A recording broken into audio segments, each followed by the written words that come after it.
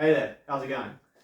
So if you're not sure what a projectile is, basically one of these bad boys, something going through the air is undergoing projectile motion, normally in this kind of like parabolic path, right? It's taking the path of a parabola. Right, so when we set up the mathematical model for projectile motion, we'll just be considering the most simplistic version in this video, which would be that we're considering, right, the ball is just kind of like a point in a coordinate system, and we're going to assume obviously conditions like there's no wind that's helping push the ball around, and that there's no air resistance, right? Like you can see pretty much path of a parabola if you were to like stop it frame by frame, but I'm not fancy enough to do all that stuff. But more complex models would factor in things like air resistance on the projectile. Alright, so in terms of finding the optimal angle, here we're going to assume that like we know someone's, say, their maximum velocity, right? So I can throw the ball, we know there's a maximum speed, so the question is, you know, do I throw it more up in the air or kind of across? What's going to, the optimal angle given a certain velocity to maximize how far I can say throw the ball, right? All right, so maybe your intuition might go something like this. If I throw it fairly flat, it's probably going to kind of, I don't know, kind of go down fairly quickly. If I throw it too directly up, it'll kind of go up quite far, but then not go too far. So maybe kind of if we, you know, meet in the middle, maybe going at like 45-degree angle would be optimal. Right, so we'll see if that happens when we get to all the maths business. So the other thing I kind of like about this problem is that it's really the culmination of a lot of kind of like high school techniques. So we're going to end up dealing with, we're going to have like simultaneous equations and quadratic equations and trigonometric equations and evaluating trig values. And then in terms of calculus, we've got to use integration, we've got to use differentiation twice, use the product rule on trig functions.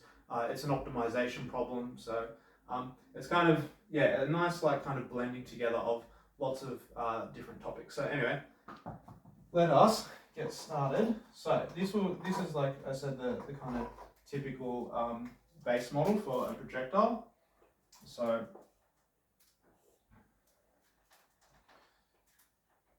here we're going to like fix the origin to basically where the ball's released. So like if I'm throwing it, it's just going to be where my kind of hand was, where the ball released from my hand. And from the point at which it's released, it's going to do something like that and follow the path of a parabola. And so this position would be when it's back in line with the kind of the line of sight at which I threw the ball. Okay, so when I throw the ball, it's going to have some initial velocity that I throw it at, and it's going to make a certain angle with the horizontal, right? So here we're going to assume like that the angle is an acute angle, okay? I guess we could throw it back that way, but then we could just like walk around and look at me from the other side, and then we're just throwing the ball from to the right from the other side, right? Like, so we're assuming that it's an acute angle, it's not obtuse, it's obviously not negative. And so that's kind of the initial kind of the setup there. All right, so we're going to do a little bit of analysis on what's happening with the velocity by breaking it up into horizontal and vertical components. So we've normally got like consider a little triangle here where we have the velocity, and then we're going to have the horizontal and the vertical components of the velocity. So here x dot. So dot is normally notation when we're taking a derivative with respect to time. So this would be like dx dt, and this one would be dy dt. So you can see the usefulness for the dot notation, specifically in the context when we've got velocities in both x and y dimensions. Okay, so if we just do a little bit of trig here, right, just basic right angle trig, we've got, if we look at cos of theta is going to be adjacent over hypotenuse, and then if we make x dot the horizontal component of velocity of the subject, then we get x dot is v cos theta, and similarly we would get that y dot, so the vertical component of the initial velocity is going to be v times sine of the angle that we throw it at. Some other initial conditions we have are that initially at the start we've got the ball, or whatever the projectile is, being launched from the origin, right, because we, by the nature of the model, we fixed the origin there. So we've also got when x equals 0, y equals 0. So all of these things are happening when time is 0. Right? Now, likewise, when time is 0, we're going to have both horizontal and vertical components of acceleration. So we're going to have that the horizontal component of acceleration is going to be 0 initially, and then with the vertical component of brain dirt. Oh, that's ugly. The vertical component of acceleration will be that there'll be gravity pulling the ball back down. All right, so now this is where we're going to kind of launch off from to develop the equations. So we'll start with this side, but it's going to be the same kind of procedure. So here we're going to have that if we've got the acceleration, an equation for acceleration, we can find the equation for velocity. And again, here's where the dot notation is useful, because we've both got x and y components rather than saying a for acceleration and v for velocity, which would be ambiguous which component we're talking about. So this will be the velocity is the integral of acceleration. And then this function is 0, and if we integrate 0, we get a constant, and I'm just going to call that one C1, because we're going to have a few of them pop up. So now that we've got, this is our x dot equation equals C1, we can apply our initial condition when t equals 0, x dot equals v cos theta. So when t equals 0, x dot equals v cos theta. So we're going to substitute in t, everywhere we see t we're going to put in 0, which is nowhere, and we're going to get c1 equals, and everywhere we see x dot we're going to replace it with v cos theta. So our constant there is v cos theta. So now that we've got that, we can update our equation by subbing it back in here, and so x dot is going to equal v cos theta. Now, just like we went from acceleration, we integrated back to find velocity. Likewise, we can find the displacement in the x by integrating velocity.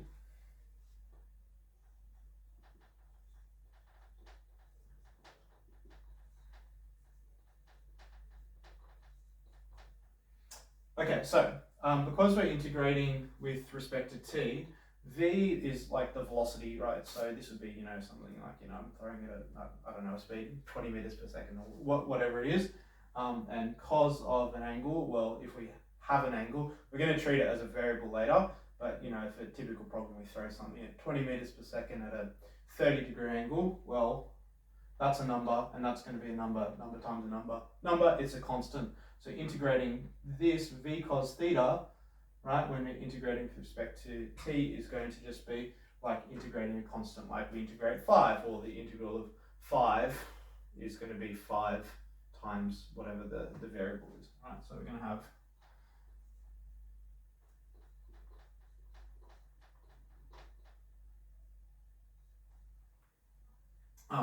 v cos theta is our constant times t, and I'm just going to write t here, just so it's not ambiguous, because if I write it after, it might look like I'm saying cos of theta t, not cos of theta times t. All right, and of course, plus a constant of integration. So, like we did back up here, we're going to use the initial condition we have, which is when time is 0, x is 0, and this is going to mean we're going to put 0 equals, this is all going to be whatever it is times t is 0 plus c2. So c2 obviously is 0, so that means our x equation is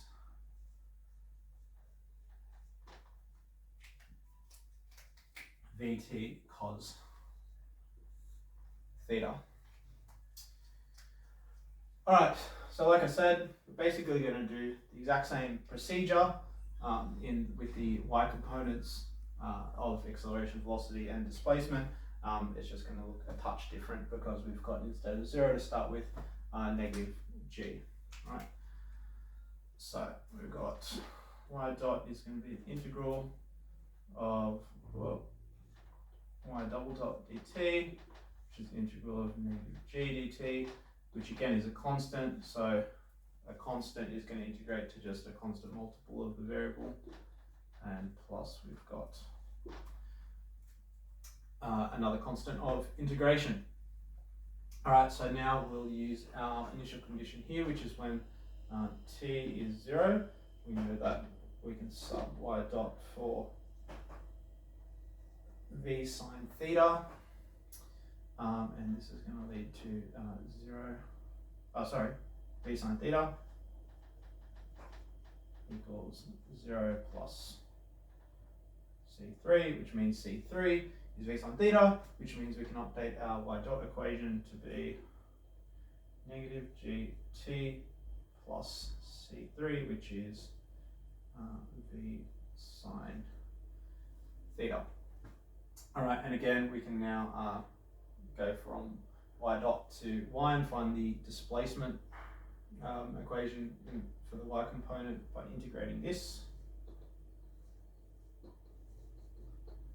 which is going to be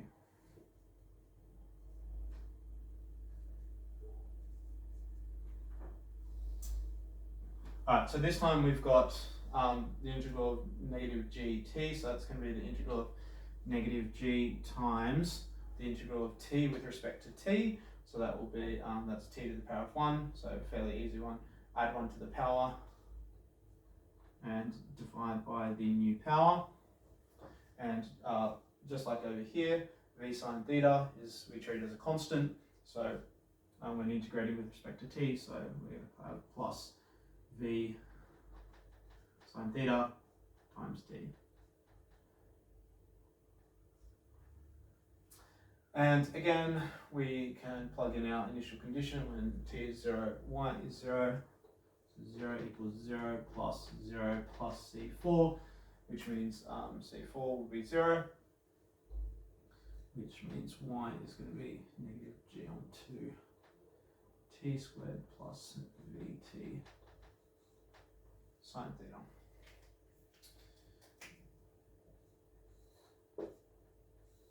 All right, so just a small note to make here is if we frame this as initially launching from a height, so maybe this was like the x-axis is where I'm standing on the ground, and then, you know, I'm not too tall, but by the time we take my height and where I'm throwing a tennis ball from, maybe it's up, say, 2 meters in the air, right? If we took the initial condition to be you know, some height like 2, then that number would end up being added on here, which would be significant for what we're about to do, but because we're just framing it as the origin being where we're launching from, not like from the ground in line with where I'm launching it from, it's going to make the equations we're about to deal with a lot easier.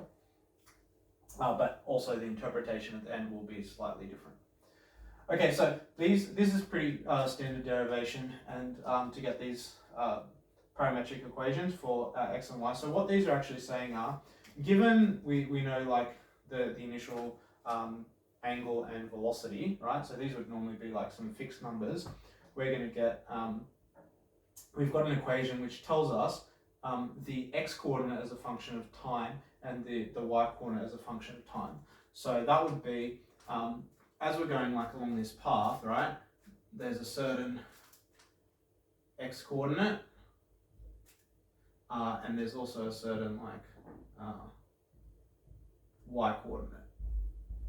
So that's what these equations are telling us. It's not telling us like the xy coordinate there, like what's the coordinate there, you know, if we put some number into this equation, it doesn't tell us that coordinate there. If we put some time in here, it tells us the y coordinate there. Or if we put time into this equation, it'll tell us the x coordinate down there.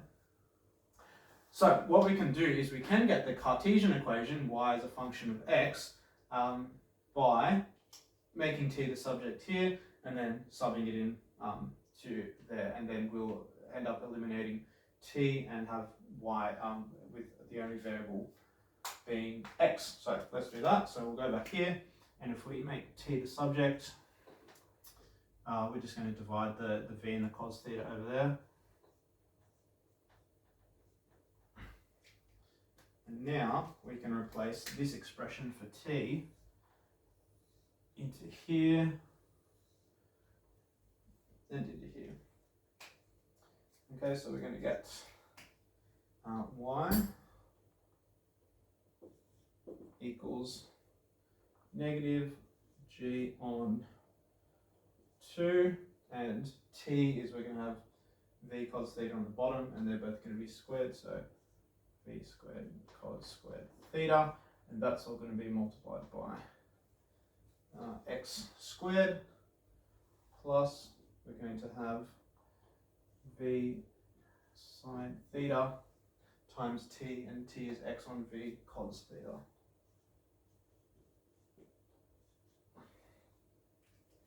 So we now have the Cartesian equation. We have y in terms of x. Let me start to tidy it up a little bit.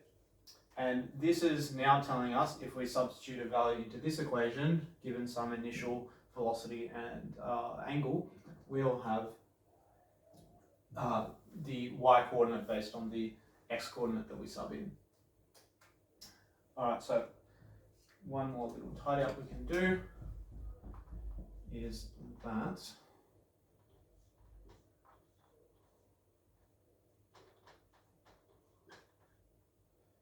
sine theta on cos theta is going to be tan theta. Oh, gap in my x is touch too big. That's not acceptable. All right, and I kind of contradicted myself with writing the t there, but okay, this means tan theta times x.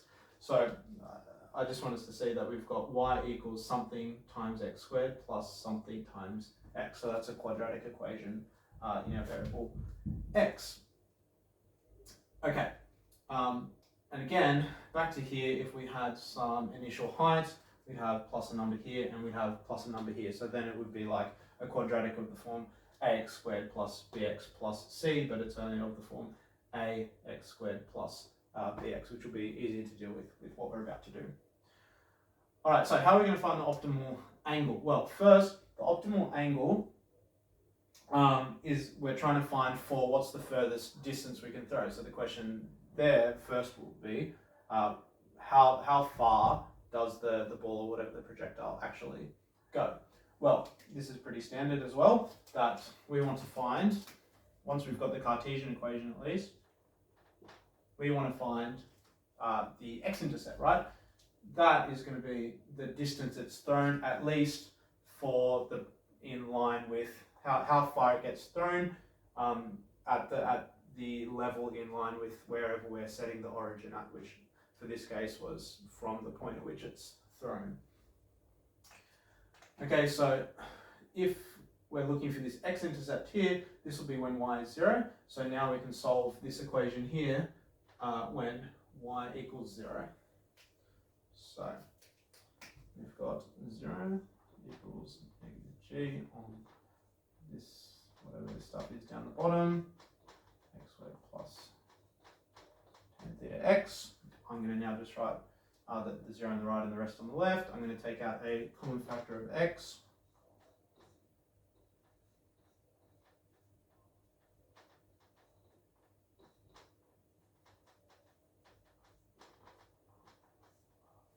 Okay, so now if we've got a product, something times something equals 0 by null factor law, either this thing equals 0, but that's just going to be this x-intercept here. So when x equals 0, that's like at the origin, so that's not of interest to us. So the solution over here is going to be the one that tells us how far the projectile goes, right, over here, this x-intercept. So that's going to be when this factor here equals 0. Okay, so when this factor here equals 0, we're going to have, I'm just going to, because this one's negative, I'm going to add that one over to that side. So we're going to have when tan theta equals positive g on 2v squared cos squared theta x. Then I'm just going to now rewrite that. I've got a positive x on the left-hand side. Tan theta is sine theta and cos theta. And then if I times this stuff, I like times that up there and divide g down there. I'm going to kind of get it flipped and say this is going to be times by 2v squared cos squared theta on g. Where's my red pen? So we'll have one of our cos theta with that cos theta cancel out. And so we've got x equals 2v squared on g. That's just a constant number, right? 2 is a constant, v is a constant, right? Whatever I'm throwing it at, it being squared is just some other constant, divided by gravity will be another constant. So I'm just going to call that k just for convenience. So k times sine theta times the leftover cos theta, and that's where k equals 2v squared on g.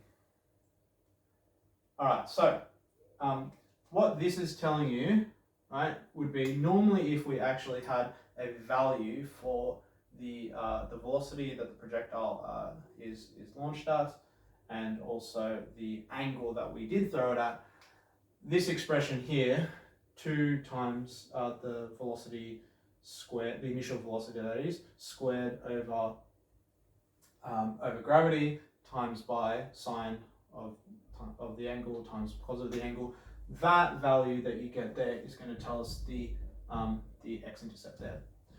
So now though, we want to treat theta actually as a variable. So we've got x as a function of variable theta, so we can now optimize that. So how do we optimize it? Well, we want to differentiate it and find where it's 0 and then check that it's a maximum. So that's what we're going to do. All right, so if we're going to differentiate this, we've got a product here, right? Well, we've got a constant times a product, but for the product sine theta cos theta, we're going to have to use the product rule to differentiate this. So I'm going to call sine theta u and cos theta my v. Maybe I'll call it w because v might be, normally we do u and v, but v in this context is velocity. So u dash derivative sine theta is cos theta. Say w dash is negative sine theta, and I normally times that one by that one first because that's the order we need to do it for the quotient rule. Okay, so we're going to get dx. So I think it's important here to be explicit with what we're differentiating with respect to, because we've got x as a function of time, like we have y as a function of time and of x, and now I'm considering x as a function of theta. So differentiating x with respect to variable theta, we're going to have our constants still up there, and then using the product rule, we're going to have u dash w, so cos times cos is going to be cos squared, and plus negative times sine theta times sine theta is sine squared. And so how do we optimize this? We optimize this by finding when this expression is, dx d theta is 0. So when is k cos squared theta minus sine squared theta equal to 0. So obviously we can, k is just some constant, so we can divide both sides by that. So we've got when does cos squared minus sine squared theta equals 0. So that's going to be when cos squared, if we add sine squared to the other side, equals sine squared. Now if I divide both sides by cos squared, I'm going to get cos squared divided by cos squared is 1, and sine squared divided by cos squared is tan squared. So I'm going to get when tan squared theta is 1, which if I take the opposite of square is plus or minus square root of 1, is plus or minus 1.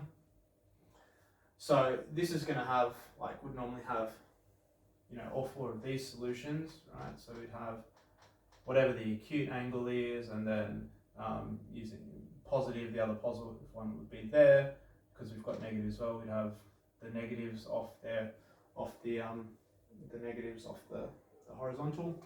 However, recall that we're defining theta to be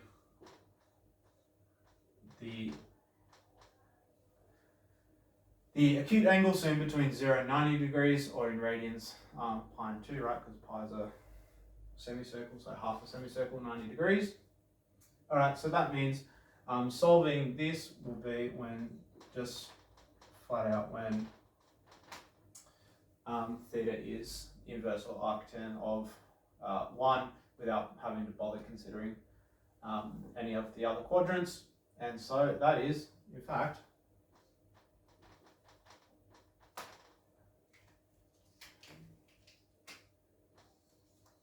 ta-da, 45 degrees, or pi on 4. All right, so that's kind of nice that that matched up with our intuition, well, at least the intuition I gave. So according to this model, so far, we're not done yet. The stationary point on the x as a function of theta curve is at theta equals pi on 4, and presumably that's a maximum. So this is just with the context of the model. Remember, without air resistance and at the launch height being positioned at the origin. So this is for that model. 45 degrees is in fact the optimal angle to get the furthest distance out of your whatever your throw is. All right, but like I said, we're not done. We should just double check that it is in fact a maximum. So we want to check the sign of, well, we could do the first derivative test and sub points into this function, but I don't have a calculator on me, so we can use a second derivative and see the sign of the second derivative when we sub pi on 4 in. So, I'm not going to have that much space here. So the second derivative is going to be, we'll still have this constant k, and then cos squared theta is actually cos theta, the whole thing squared. So if we we've got cos theta squared, bring the power down, subtract 1 from the power, we're going to have 2 cos theta, and then times by the derivative is going to be negative sine theta. Then we're going to have minus, likewise sine squared theta is sine theta, the whole thing squared. So bring the power 2 down for the chain rule. Subtract 1 from the power is just 1 sine theta, and times by the derivative of sine theta, which is cos theta. And then we've got negative 2 cos theta minus another negative 2 sine theta cos theta minus another 2 sine theta cos theta. Altogether is going to be negative 4 sine theta cos theta times by that constant k. So if we were to sub pi on 4 into here, we'd get, well, that's an acute angle, so sine of an acute angle is going to be positive, cos of an acute angle is going to be positive, positive times positive is positive, 4 is a number, 4 is just positive, k, remember, is shorthand for 2v squared on g, which is positive, so positive times a positive times a positive, positive times a negative is in fact going to be a negative. So when we sub our stationary point into the second derivative, we get negative values. So this is in fact a maximum, which we have confirmed.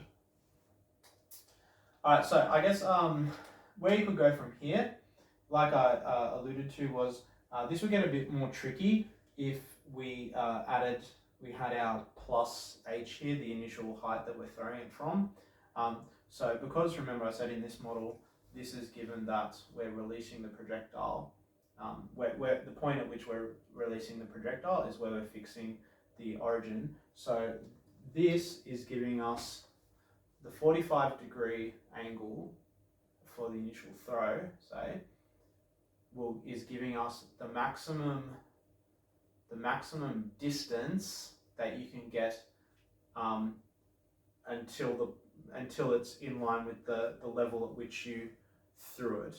But maybe that maximum distance might change because of the extra drop down to like the ground or whatever it is. So you could try that if you wanted, have some plus h term here and try then do the rest of this, and you find out it's a touch trickier. And also remember this model, when we started back up here, was also, this is a simplified model where we're not considering air resistance. So there's two types of air resistance, linear and quadratic, so they would have, again, their own difficulties, but feel free to try and extend this process to those contexts. I might do that later in another video, but we'll see then. But that's it for this one then, so catch you later.